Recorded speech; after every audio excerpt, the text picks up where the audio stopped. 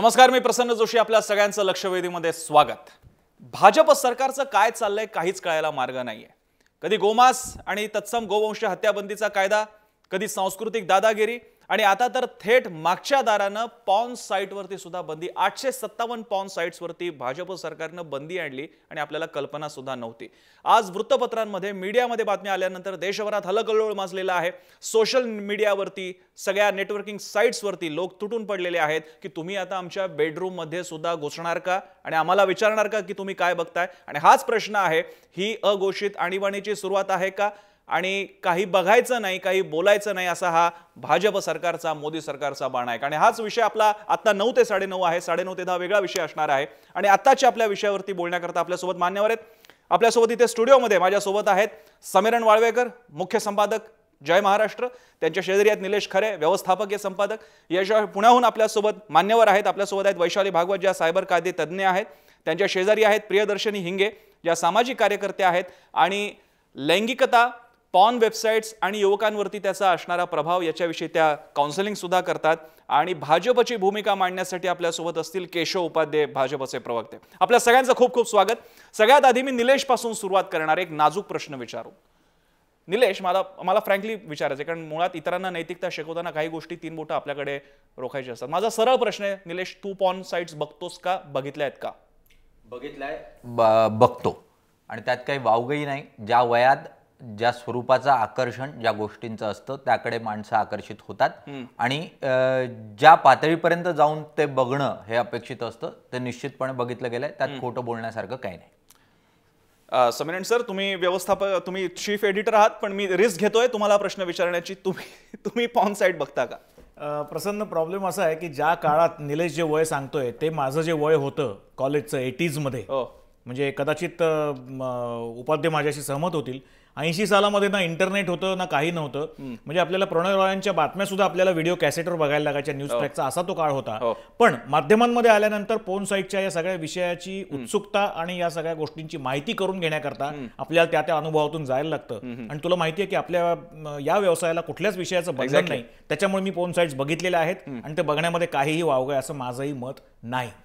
हा प्रश्न मी भाजपच्या प्रवक्त्यांना विचारणार आहेत. बाकीच्यांसाठी हा प्रश्न पुण्यातले आपल्या 2 मान्यवर गेस्ट आहेत त्यांना मी विचारणार नाही. हा ऑप्शनल आहे. आणि हा प्रश्न विचारण्यामागे केवळ चेष्टा करणं अशाचा भाग नाहीये. खरंच आहे, काही गोष्टी अशात की ज्या तुम्हाला उघडपणे सांगावं लागतं, नाहीतर तुम्ही त्यांच्या बाजूने उभ्या कशा राहणार, हाच त्याच्याबद्दलचा मुद्दा असतो. आपण केशव उपाध्यांकडे जाऊयात.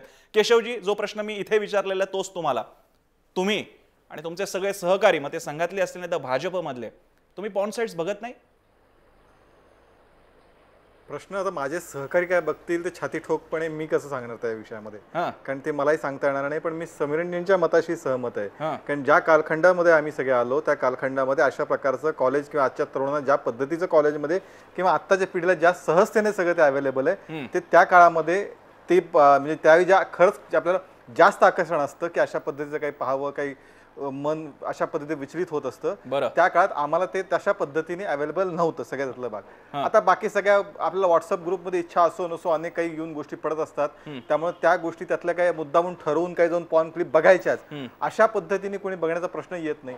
पण अनेक वेळा अनेक गोष्टी व्हॉट्सअपच्या माध्यमातून तुमच्या ग्रुपमधून पडत असतात. त्यातनं त्या ज्या बघितल्या जात असतील सगळ्याच बघितल्या जातील असंही नाही. पण माझे साथीदार काय करतात की नाही हे मात्र मी इथे सांगू शकत नाही. एक्झॅक्टली. मग ज्याच्याबद्दल आपण सांगू शकत नाहीये त्याच्याबद्दल निर्णय मात्र आपल्याला कसा काय घेता येतो? तुम्ही आता अतिशय योग्य उल्लेख केला केशवजी की फेसबुकच्या माध्यमातून व्हॉट्सअपवरती काहीतरी क्लिप येतात, बघितल्या जातात, डिलीट होतात.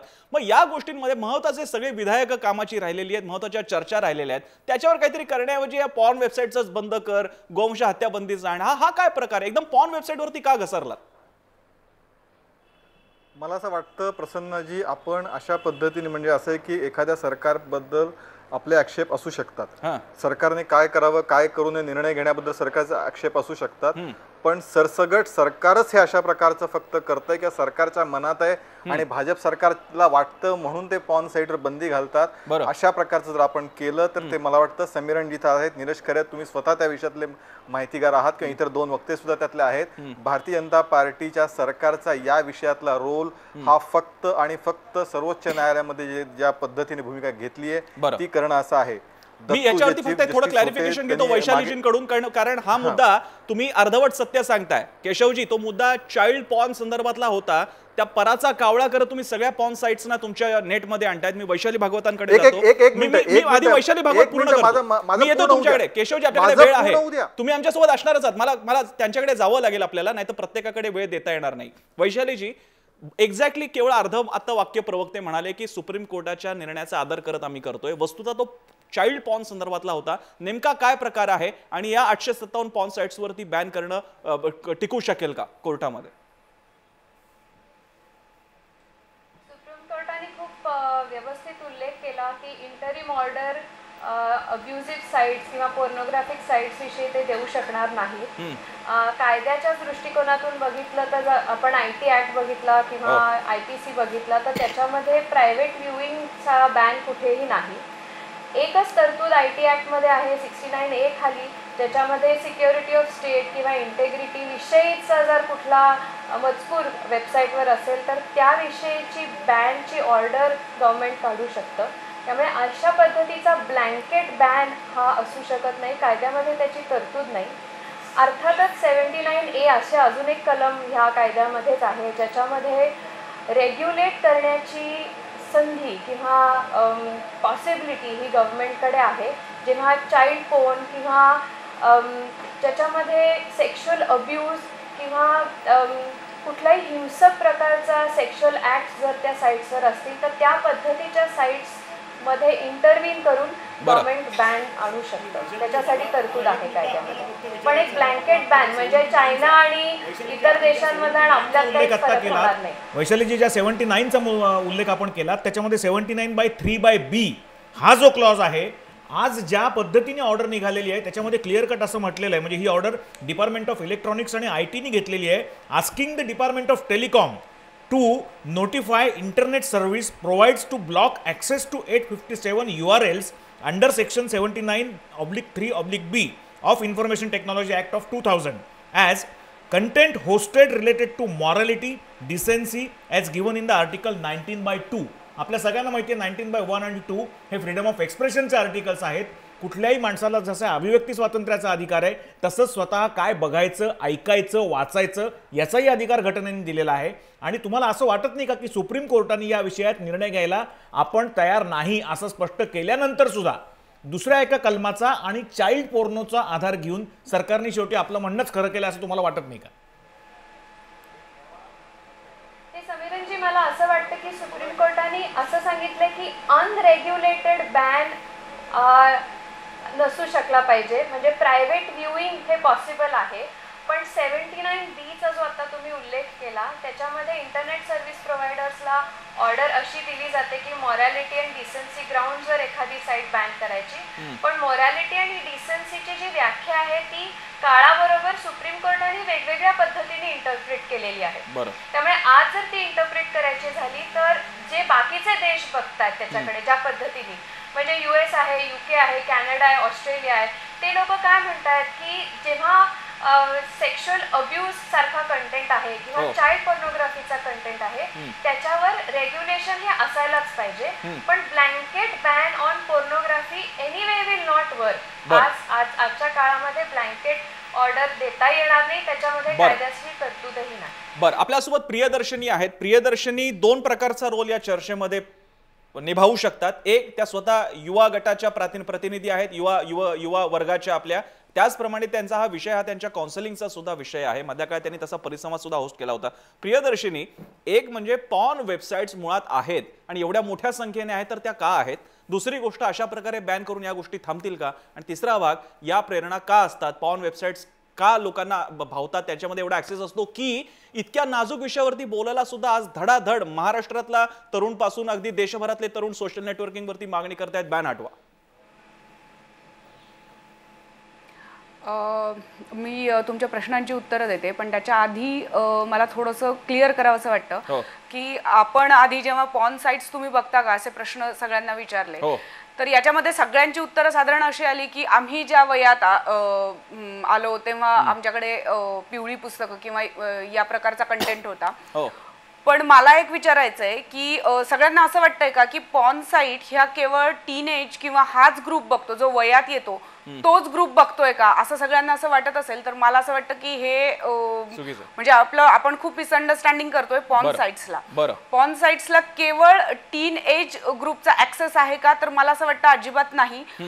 लॅपटॉप जर तुम्ही चेक केले, म्हणजे आता खूप सोशल मीडियातनं ह्या सगळ्या गोष्टींवर चर्चा होत आहेत, तर एकाचं मत असं आलंय की तुम्ही आता बॅन जरी केलात तरी लॅपटॉप मध्ये 80% डेटा हा पॉर्न साईट्सचा आहे. त्याच्यामुळे आता जरी तुम्ही तो बॅन केला तरी तो इझिली सर्क्युलेट होणार आहे. तर हा 80% डेटा जो आहे तुमच्या लॅपटॉप मधला हा केवळ टीनेज मुलंच ऍक्सेस करतायत का किंवा तेच बघतायत का, तर मला वाटतं याच्या सगळ्याचं उत्तर सगळे देऊ शकतील. जरी ज्या वयामध्ये आल्यानंतर त्यावेळेस पॉर्न साइट्स नव्हत्या किंवा त्या प्रकारचा प्रियदर्शिनी ज्याप्रमाणे सरकारला आम्ही हा प्रश्न विचारला, ही पॉर्न साइट्स बघणारे आहेतच ना. प्रियदर्शिनी ज्याप्रमाणे आम्ही सरकारला विचारतो की तुमची आहे ती कामधंदे सोडून तुम्ही हे पॉर्न वेबसाईटच्या मागे का लागलाय, माझा हा प्रश्न थोडासा समाजाला सुद्धा आहे.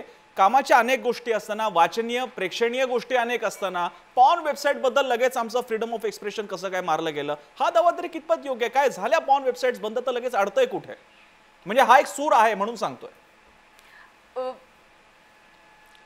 एक्झॅक्टली काय आहे ना की आपण मुळात लैंगिकता किंवा याविषयीचं जे ज्ञान आहे किंवा याविषयीची माहिती आहे किंवा उत्सुकता आहे याविषयी कुठल्याच प्लॅटफॉर्मवर बोललं जात नाही. म्हणजे आज मला असं वाटतं की यांनी पॉर्न साइट्स बॅन केल्यात तर त्याच्या निमित्ताने किमान प्रसार माध्यमातून याविषयी चर्चा होती आणि जो प्रश्न इतर वेळेस कधीही कुणी विचारला नाही तो किमान तुम्ही लोक इलेक्ट्रॉनिक मीडियावर विचारण्याचं धाडस करू शकता. असा प्रश्न विचारण्याचं, उत्तर देण्याचं तर लांबच आहे, पण असा प्रश्न विचारण्याचं धाडस हे कुठल्या प्लॅटफॉर्मवर होऊ शकतं का आजही? तर नाही.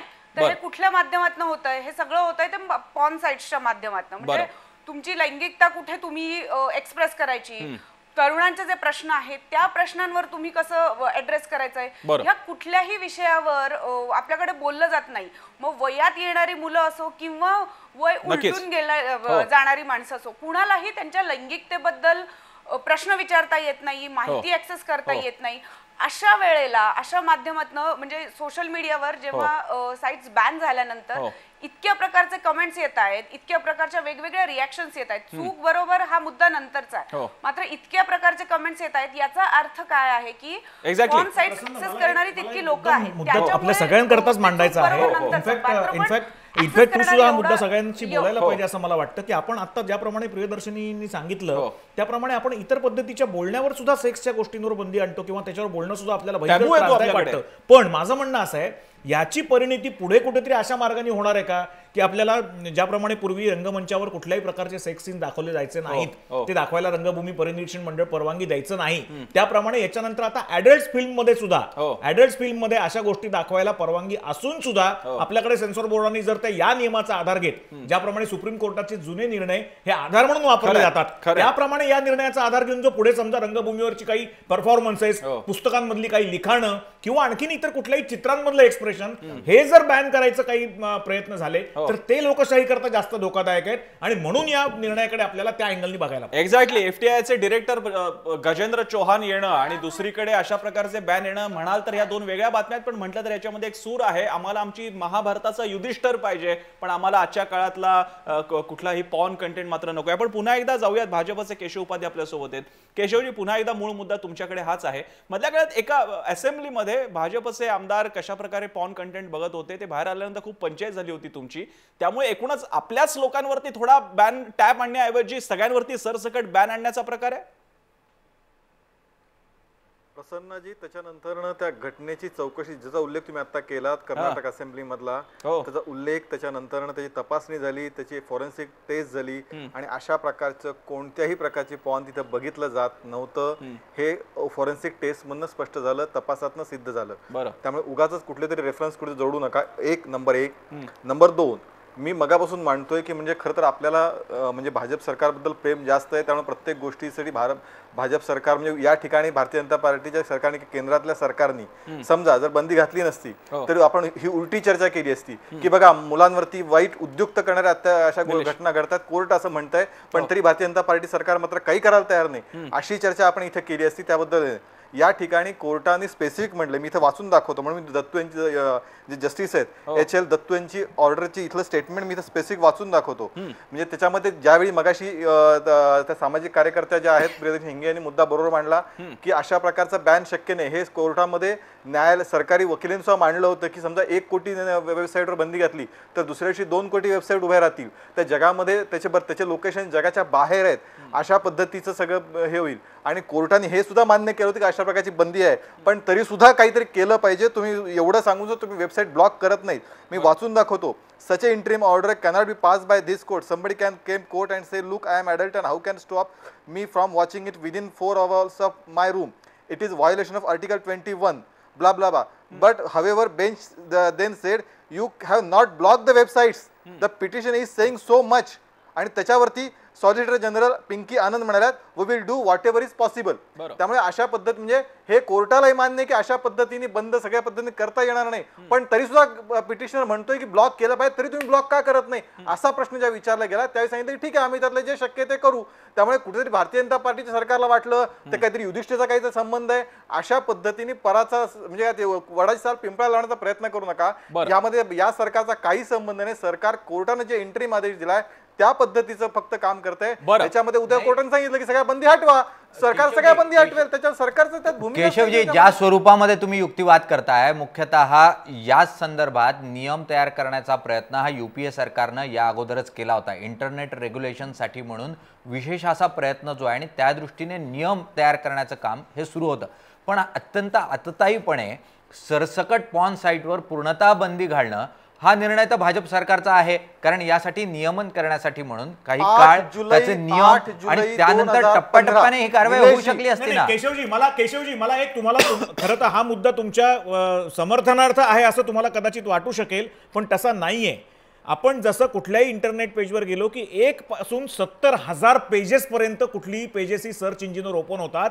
857 साईट्सवर बंदी घालून आपण लोकांपर्यंत ही माहिती किंवा जाण्याकरता किंवा काही आक्षेपार्ह अश्लील अशी व्हिज्युअल जाण्याकरता रोखू शकू असं सरकारला का वाटतं? या क्षणाला 3,500च्या वर पोर्न साईट्स आहेत. त्यामुळे 857 बॅन करून किंवा यूट्यूबवरच्या सारख्या इतर वेबसाईट्सवरच्या सुद्धा व्हिज्युअल्स किंवा त्याच्यावर अवेलेबल असलेल्या कॅसेट्स, जागतिक पातळीवर असलेले सिनेमे, यातून ज्या गोष्टी तिथे पोचणारच आहेत त्या 857 मधून फक्त सुप्रीम कोर्टाने सांगितलेलं आहे किंवा एक काही हिंट्स दिलेल्या आहेत म्हणून दाखवून आपण काही बॅन करू शकू. याच्यामागे काय सरकारचा व्ह्यू आहे नक्की काय वाटतं आपल्याला? नाही, मी मुळात तुम्हाला तेच सांगण्याचा प्रयत्न करतोय. आता या सरकारने मी सगळे मी ते रेकॉर्ड म्हणून घेऊन बसलोय, कारण या विषयामध्ये पुन्हा एकदा भाजप सरकारला बदनाम करण्याचा प्रयत्न आपण सगळे करतात. म्हणजे बदनाम करण्याचा प्रयत्न नाही केशवजी, कृपया तुम्ही एक लक्षात घ्या, हा बदनाम करायचा प्रयत्न नाहीये, हे समजून घेण्याचा प्रयत्न आहे. चर्चेत सुरू काय होता, भाजप सरकारचं काय चाललंय, इकडे बॅन तिकडे बॅन, अशा पद्धतीचे जे सुरू आहे त्याच्याबद्दल म्हणून मी ते घेऊन बसलो की ज्या ऍडिशनल सॉलिसिटर जनरलचं मी तुम्हाला इथं वाक्य सांगतो काय, मी दुसरी तिकडे जात नाही. We wish to have some control over the content of social networking site, but the hurdle is that all of them are headquartered overseas and content uploading in done abroad. There are jurisdiction issue. So we are planning to ask this site to have server in India too, so we can scan them. त्यामुळे अशा पद्धतीने आम्ही control करू शकत नाही, अशा प्रकारची भूमिका केंद्र सरकारने पण त्यावेळी घेतली. न्यायालयाला हे मान्य आहे, पण तरी न्यायालय म्हणते की तुम्ही काही साईट ब्लॉक का करत नाही, सगळं घडतंय, मुलांवरती उद्योग करणारे परिणाम घडतायत. म्हणजे मुलांना अशा मला केशवजी तुमची अडचण आणि मुद्दा कळला की भाजप सरकार या निर्णयाच्या बाजूनं नव्हतं, मात्र कोर्टानं दिलेल्या इंडिकेशन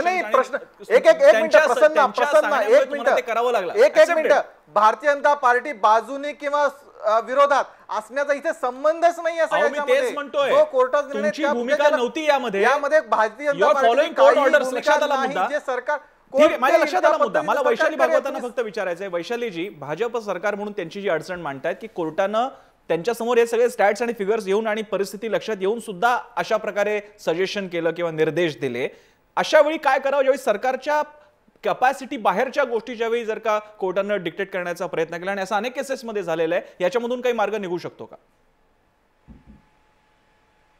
सजेशन हे एका विशिष्ट कॉन्टेक्स्ट विषय होतं आणि तो कॉन्टेक्स्ट हा चाइल्ड पोर्नोग्राफी विषय होता. सजेशन ब्लँकेट बॅन पोर्नोग्राफिक साइट्सवर अजिबात नव्हतं. पिटिशन मध्ये तसा जे ते ऑर्डर वाचून दाखवतायत, जे म्हणले की we will try to do our best was child पोर्नोग्राफीच्या रिलेटेड वेबसाईट विषयी डू आर बेस्ट होतं आणि ब्लँकेट पोर्नोग्राफिक साइट्स बॅन करण्याविषयी सुप्रीम कोर्टाचंही सजेशन तसं नाही. उलट तेव्हाच त्याच्यातच ऑब्झर्वेशन असं केलं गेलं की आम्ही इंटरिम ऑर्डर देऊ शकत नाही, नाहीतर सुप्रीम कोर्टानेच इंटरिम ऑर्डर दिली असती की सगळ्या पोर्नोग्राफिक साइट्सवर बॅन यावे. त्यामुळे रेग्युलेटेड बॅनचं सजेशन होतं आणि आजपर्यंत चाइल्ड पोर्नोग्राफिक साइट्स फिल्टर का होत नाहीत असा प्रश्न गव्हर्नमेंटला विचारला गेला होता, ज्याच्यावर त्यांनी त्यांचं म्हणणं मांडायचं होतं. आणि एका पद्धतीची ही नीजर्क रिॲक्शन आहे किंवा सगळ्याच आता ज्या काही पॉप्युलर वेबसाईट्स आहेत त्या आता बॅन करायच्या.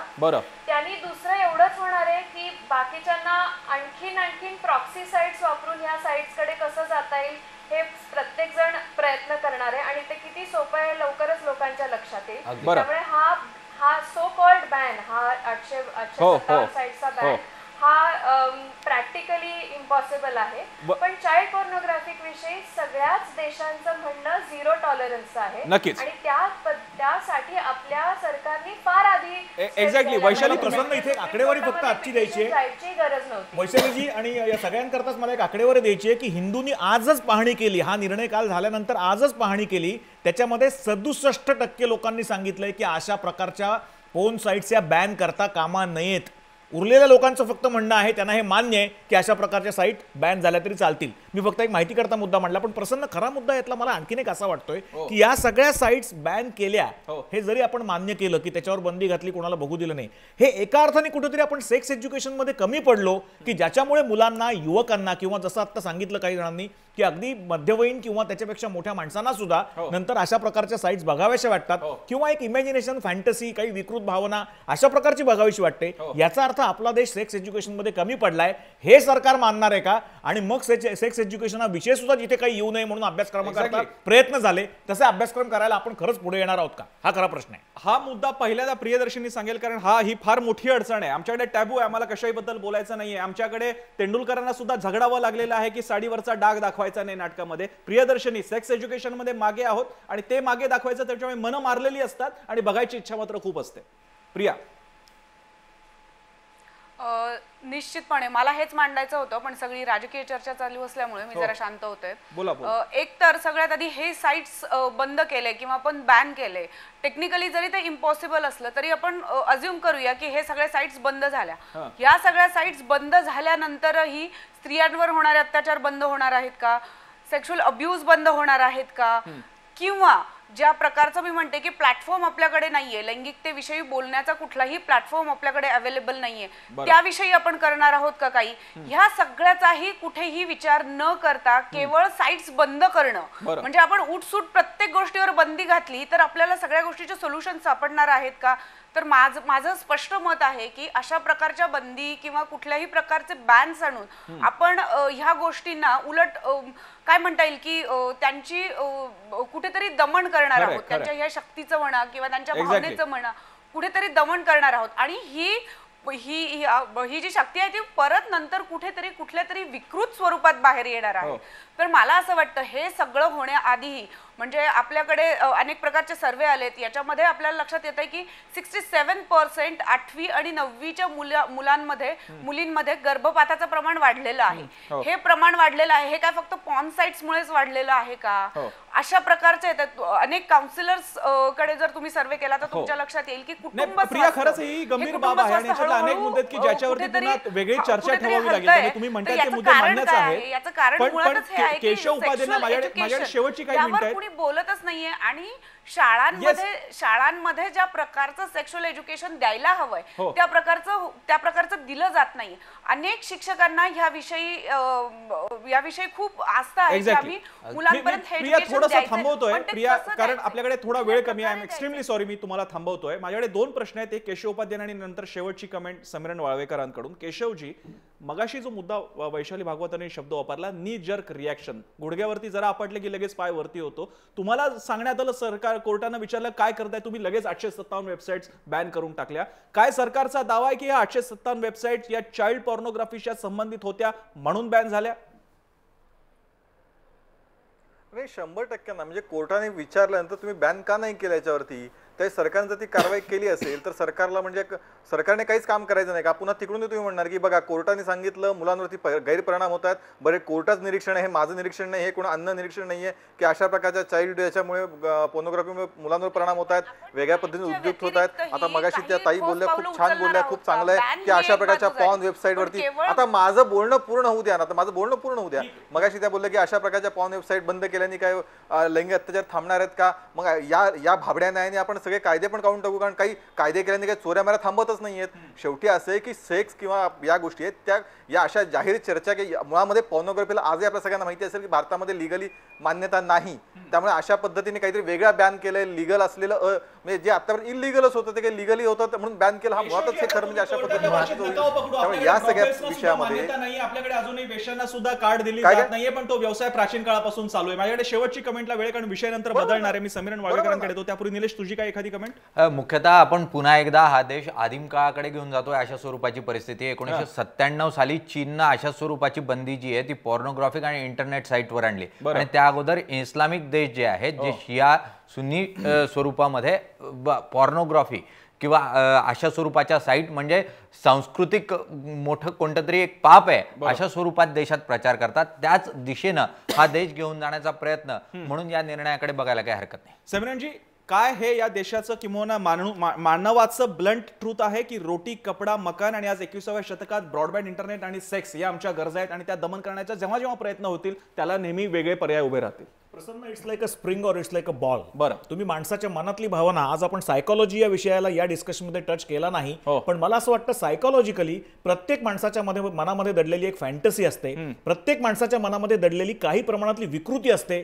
प्रत्येक माणसाचं जीवन हे काही हिंदी चित्रपटातल्या बागांमागे हिंडणाऱ्यासारखं जोडप्यासारखं प्रेम नसतं. बरोबर. पण जे सगळ्यांना माहिती असतं पण जे सगळ्यांना मिळत नाही ते बघायचं मन नेहमी प्रयत्न करतं. ही साधी सायकोलॉजी आहे. याच्यावर कुठल्याही प्रकारचे कायदे कानून आणून या गोष्टी थांबतील असं वाटत नाही. या चर्चेचा एक जर सारांश काढायचा झाला तर असा की न्यायालयाच्या म्हणण्याचा मतितार्थ हा नक्की चांगला होता, पण तो आपण वेगळ्या पर्स्पेक्टिव्ह मध्ये घेतो तसा आपण घ्यायला नको.